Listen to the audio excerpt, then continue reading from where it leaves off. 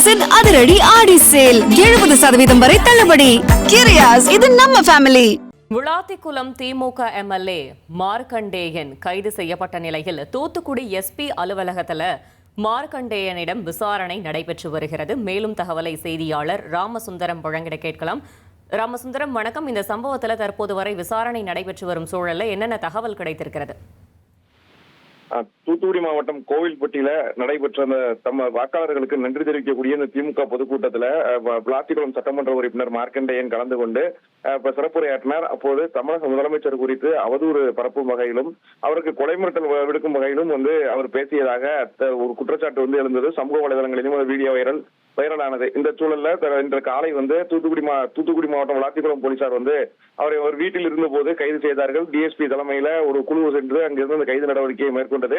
அப்போது அந்த காவல்துறையினரை அங்கிருந்து வாகனத்தை எடுக்க விடாமல் கைது செய்து அழைத்து செல்ல விடாமல் திமுகவினரும் அவரது உறவினரும் கடும் போராட்டத்தில் ஈடுபட்டார்கள். உடனடியாக அவரை அங்கிருந்து மீட்டு கார் மூலம் நேரடியாக தூத்துக்குடி காவல் கண்காணிப்பாளர் அலுவலகத்திற்கு அவரை அழைத்து சென்றிருக்கிறார்கள். தற்போது அங்கு விசாரணையானது நடைபெற்று வருகிறது. ஏற்கனவே இந்த தூத்துக்குடி மாவட்ட காவல் கண்காணிப்பாளர் அலுவலகத்தில் டிஎஸ்பி தலைமையில அந்த விசாரணை போலீசார் மேற்கொள்வதற்கான ஏற்பாடுகள் செய்யப்பட்ட சூழல்ல தற்போது அவர் தூத்துக்குடி காவல் கண்காணிப்பாளர் கொண்டு சென்று இந்த விசாரணை நடத்தப்பட்டு வருகிறது.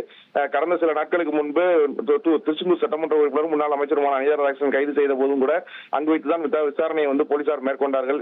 அந்த விசாரணை நடந்து கொண்டிருந்த போது திமுகவினர் அதிக அளவுல குவிந்ததால பெரும் பரபரப்பு ஏற்பட்டது. பெரும் போராட்டங்கள் நடத்தப்பட்டு கைது நடவடிக்கை எல்லாம் மேற்கொள்ளப்பட்டுதான் அவர் நீதிமன்றம் ஆஜர்படுத்துவதற்காக அழைத்து செல்லப்பட்டார். இந்த சூழலில் வேறு எதுவும் பிரச்சனை வந்துவிடக் கூடாது என்பதற்காக தூத்துக்குடி மாவட்ட காவல் கண்காணிப்பாளர் அலுவலகம் முழுவதுமே போலீசின் கட்டுப்பாட்டுகளை கொண்டு வரப்பட்டிருக்கிறது.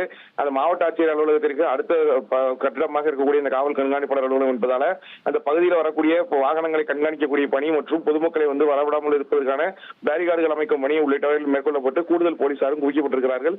தற்போது தூத்துக்குடி மாவட்ட காவல் கண்காணிப்பாளர் அலுவலகத்தில் விசாரணை நடந்து வரக்கூடிய சூழல்ல திமுகவினர் அங்கு அதிக அளவில் வருவதற்கான வாய்ப்பு இருப்பதன் காரணமாக தற்போது அங்கு அதிக அளவு பேரிகார்டுகளும் போலீசாரும் குவிக்கப்பட்டு ஒரு பரபரப்பான சூழலை நிலவி வருகிறது.